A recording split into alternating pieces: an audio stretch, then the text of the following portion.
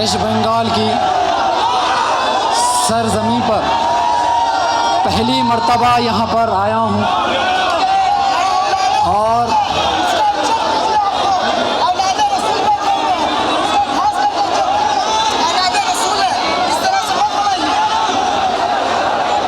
औलादे रसूल बैठे हुए हैं, आप उनका ख्याल रखिए और इज्जत करिए। इस तरह से शोरगुल करिएगा तो किस तरह होगा।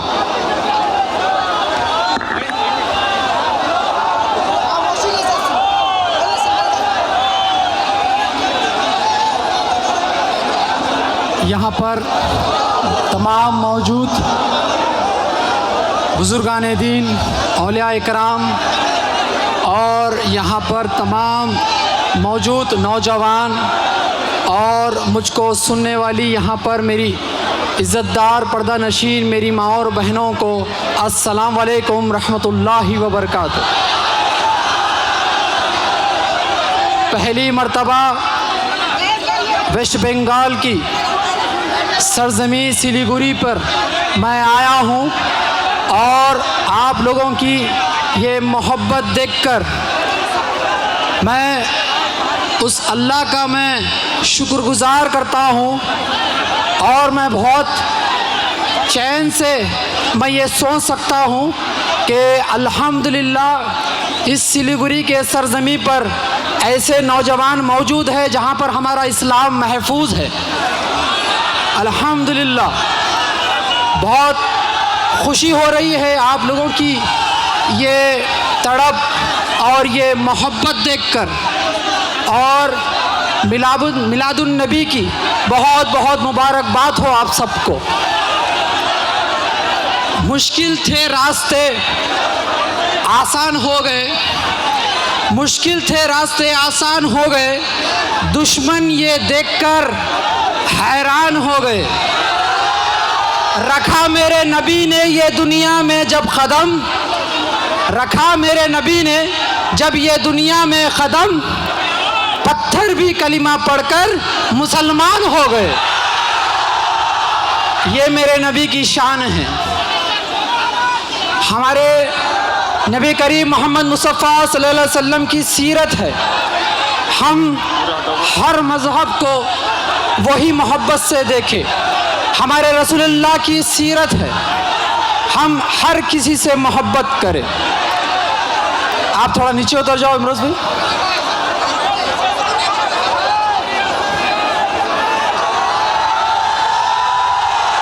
No compromise.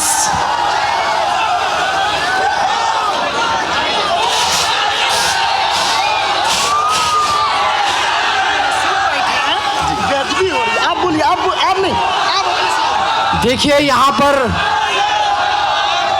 पर स्टेज पर औलादे रसूल है। मैं आपसे गुजारिश कर रहा हूँ थोड़ा हम एक डिसिप्लिन में आकर अगर हम ये प्रोग्राम को अगर आगे बढ़ाएंगे तो बहुत बेहतर होगा। मैं यहाँ पर पहली मर्तबा आया हूँ आप लोगों की मोहब्बत देखने के लिए। मैं भूखा हूँ मोहब्बत का और यहाँ पर औलादे रसूल है, हम उनका एहतराम करें और इस्लाम भी हमें यही सिखाता है कि डिसिप्लिन फर्स्ट।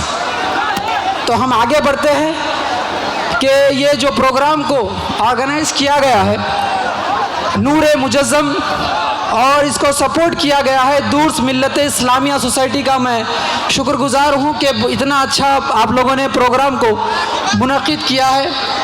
बहुत बहुत शुक्रिया। अब हम आप लोगों ने मुझे देखा होगा, कितने लोगों ने देखा हो एक बार हाथ उठाओ। माशाअल्लाह, तो देखा होगा। तो अल्लाह के फजल करम से ये एक आपका एक भाई जो दीनी जज्बा लेकर निकल पड़ा है, एक खिदमत का ख्वाब देखकर और इत्तेहाद का एक जुनून लेकर, एक पागलपन है मेरे में, वो एक लेकर पूरे रियासतों का दौरा कर रहा हूँ। अल्लाह ने मुझे यहाँ पर एक बेहतरीन मौका दिया है आप लोगों के बीच में आकर मैं इस मुल्क के हालात से आप लोगों को वाकिफ़ कराऊँ। शायद आप लोग जानते होंगे ये दौर सोशल मीडिया का है, को हर चीज़ मंजर आम है, हमको पता चलता है कहाँ पर कौन सी रियासत में किस हालात से हमारे बहनें, हमारी माएँ, हमारे भाई, हमारे बुज़ुर्ग गुज़र रहे हैं और किस तरह से हमारे दीन इस्लाम को हर तरीक़े से निशाना बनाने की कोशिश की जाती है। आज वो चीज़ आपके मंज़र आम है। आपको बताऊं कि आज हिंदुस्तान में 2014 के बाद में मुसलमानों को तकलीफ़ देने वाली हर वो बिल लाया जाता है, सियाह क़ानून जो मुसलमानों की अज़ाओं को लेकर होता है, दीनी मदारिस को लेकर होता है। हमारी जो बहनें जो बुर्क़ा पहनती है वो बुर्क़ों को लेकर क़ानून बनाने की कोशिश की जाती है। हर वो तरीक़े से हद तो ये हो जाती है कि हमारे शरीयत में भी दखलंदाजी करने की कोशिश की जाती है।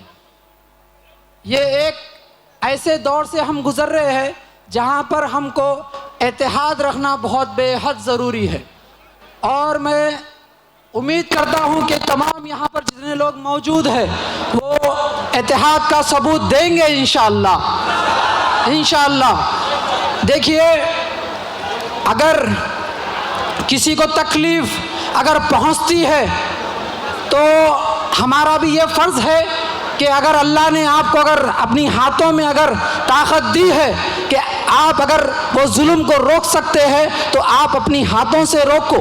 अगर आप कमज़ोर हैं, अपनी हाथों से नहीं रोक सकते हैं तो कम से कम अपनी ज़बान का इस्तेमाल कर कर बोलो।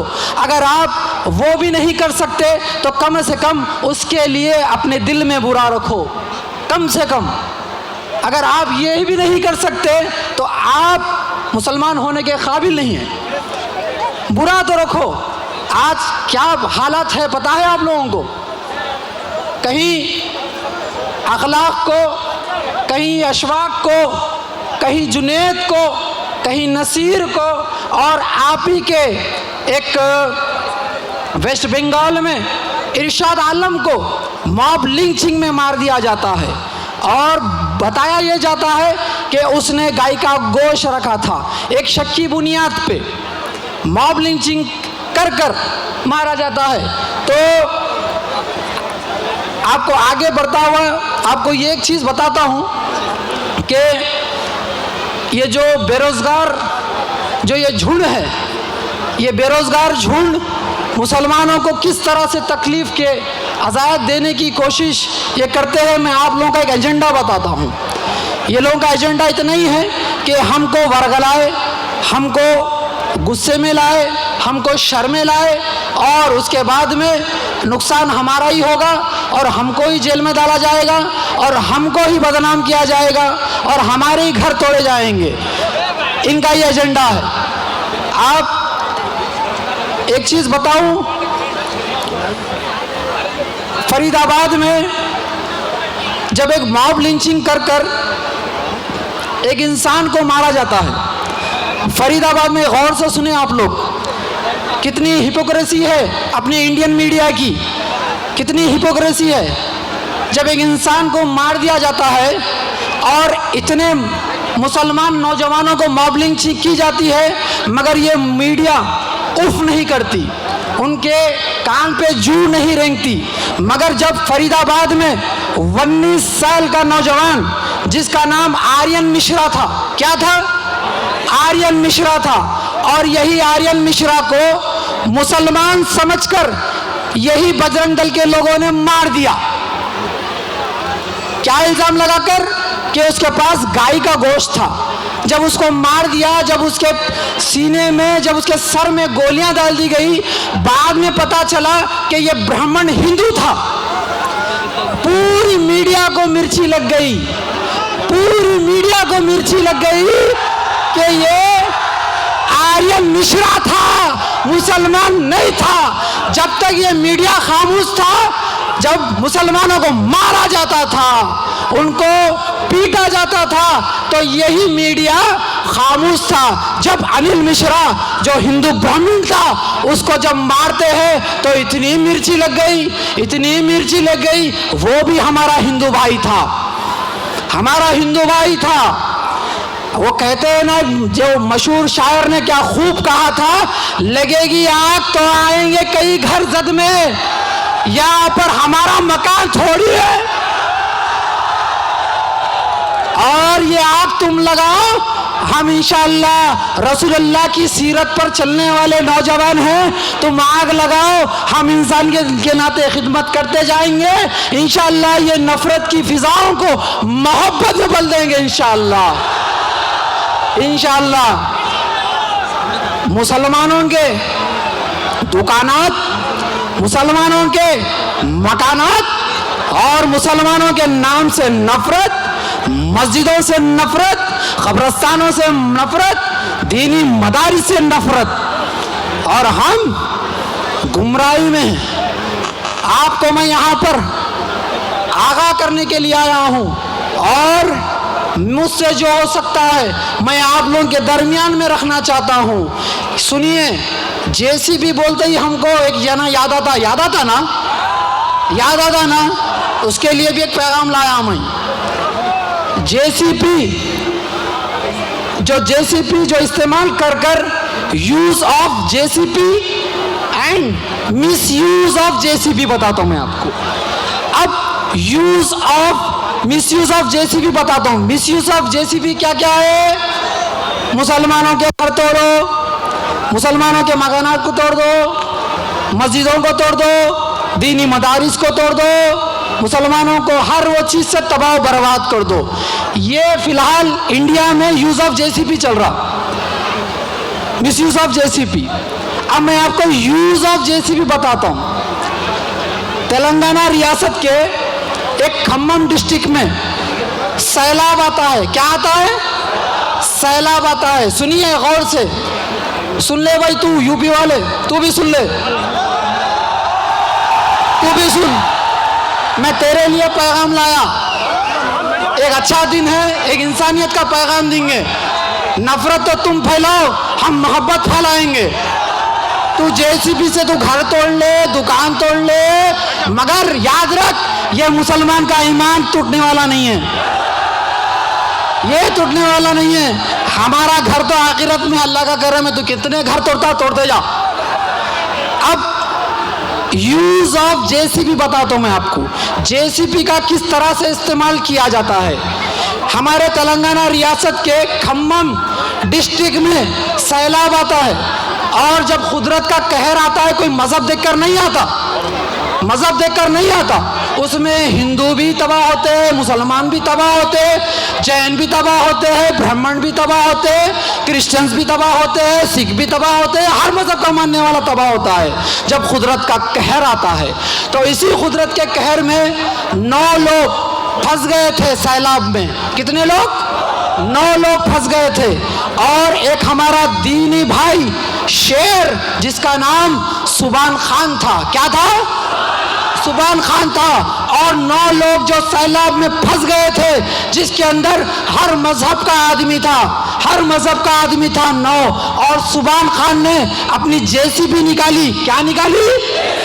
जेसीबी निकाली। अब बता रहा हूं यूज ऑफ जेसीबी। सुन रहे तू भी? यूज ऑफ जेसीबी किसे करते हैं? Use of JCB. Subhan Khan ने अपनी जेसीबी निकाली और उसे पूछा गया, अरे सुबान भाई, सैलाब है, यहाँ पर सैलाब है और जेसीबी आपकी बहकर चले जाएगी, मगर मेरे सुबान की ज़बानी देखो।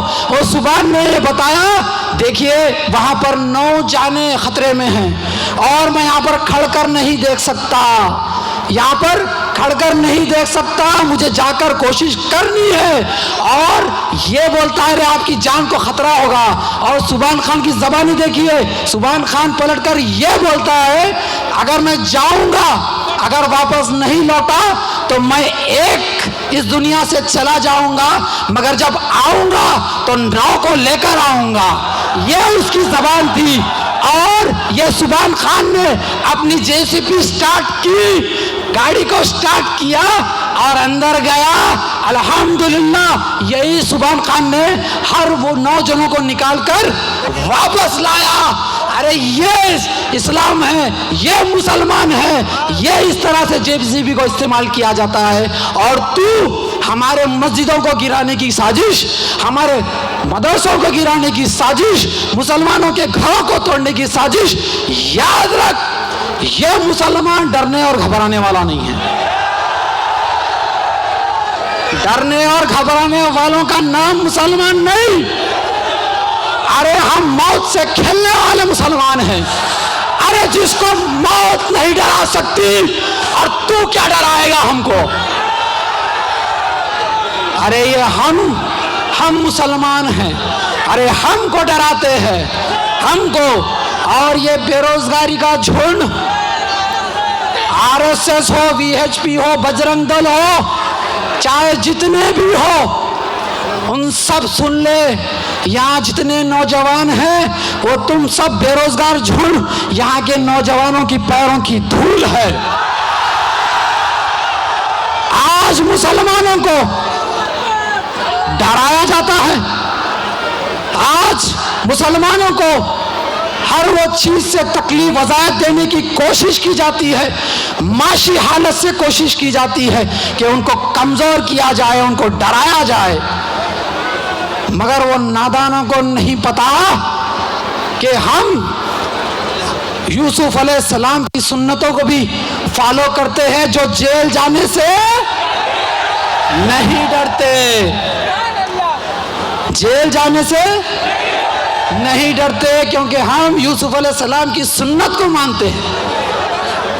अल्हम्दुलिल्लाह आज हम देखते हैं कितनी चीज़ें मंजर आम हो चुकी है। हमको कभी ये चीज़ नहीं दिखी, हम कभी सोचते भी नहीं, मगर इनकी हौसले बहुत बढ़ चुके हैं। मुसलमानों, इनके हौसले बहुत बढ़ चुके हैं, इतने बढ़ चुके हैं कि ये हमारे रसूलुल्लाह की शान में गुस्ताखी करने से ये नहीं सोच रहे। ये थोड़ा आप गौर व फिक्र करने की ज़रूरत है। इतनी नफ़रत फैलाने की ये साजिश कर रहे हैं, इनको बस फेमस होना है। ये फेमस होने के लिए हमारे रसूलुल्लाह की शान में गुस्ताखी करते हैं, क्योंकि ये इतने नस्ल हराम हैं, इनको कोई पहचानता नहीं। बस हमारे रसूलुल्लाह का नाम ले लो और मशहूर हो जाओ। और हम यहाँ से मैं एक बहुत अच्छा पैगाम देना चाहता हूँ नौजवानों को, क्योंकि ऐसे नौजवानों की महफिल बहुत कम होती है। माशाअल्लाह तकरीबन यहाँ पर 70% से ज़्यादा मुझे यहाँ पर सरों पे ताज नज़र आ रहे। और जब ये ताज माशाअल्लाह और ये चेहरे पे दाढ़ी आप यकीन जानिए रखना शुरू कर दो, दुश्मनों के सीनों पर सांपा लौटते। सर पे ताज, चेहरे पे दाढ़ी रखना शुरू कर दो, 5 वक्त की नमाज अदा करना शुरू कर दो और रसूलुल्लाह की सीरत को फॉलो करना शुरू कर दो। इंशाअल्लाह कामयाबी आपके कदमों में है, कामयाबी आपके कदमों में है। मैं सलाम उस पर जिसने बादशाही में फ़कीरी की, सलाम उस पर जिसने ज़ख्म खाकर फूल बरसाए, सलाम उस पर जिसने गालियाँ सुनकर दुआएं दी, सलाम उस पर जिसके घर में ना सोना था ना चांदी थी, सलाम उस पर जिसने कुफ्र की क़ुव्वत को कुचल डाला, सलाम उस पर। रसूलुल्लाह सल्लल्लाहु अलैहि वसल्लम के हम ग़ुलाम हैं, ग़ुलामों के ग़ुलाम हैं। अगर ये गुस्ताखी ये हिंदुस्तान में अगर बंद नहीं हुई तो हम खुदा की कसम हम ये सड़कें हम हिंदुस्तान में हर जगह भर देंगे।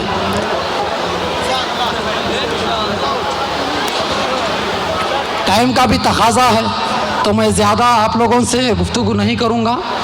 तो जो गुस्ताखी जो हो रही है हर दिन, मुझे वादा करो आप लोग गुस्ताखी सुन सकते हैं। अरे जब रोज़े महशर के दिन जब हम अल्लाह की बारगाह में जब जाएंगे, आप पूछेंगे अल्लाह हमसे, जब रसूलुल्लाह की शान में गुस्ताखी हो रही थी तो तू क्या कर रहा था, पूछेंगे, सवाल होगा ना। तो हम बोलेंगे अरे मैं तो मजदूर था, अरे मैं तो काम करता था, मुझे पास इतना वक्त नहीं था। याद रखो हज़रत बिलाल को किस तरह से तकलीफ़ दी जाती थी, कितनी तकलीफ़ दी जाती थी हज़रत बिलाल को। क्या उनकी तकलीफ़ से ज़्यादा हमारी तकलीफ़ है? कितनी तकलीफ़ दी जाती थी। आज रसूलुल्लाह की शान में इतनी गुस्ताखी होती है, मगर ऐ नौजवानों, मैं आप लोगों से, मैं हाथ ऐसा खोल कर आप लोगों से भीख मांगता हूँ, गिड़गिड़ाता हूँ आप लोगों के सामने, आप लोग वादा करो रसूलुल्लाह की शान में कभी गुस्ताखी हम नहीं सुन सकते, नहीं सुन सकते। नारे तकबीर, नारे तकबीर, नारे तकबीर। वाखुदना अल्हम्दुलिल्लाहि रब्बिल आलमीन।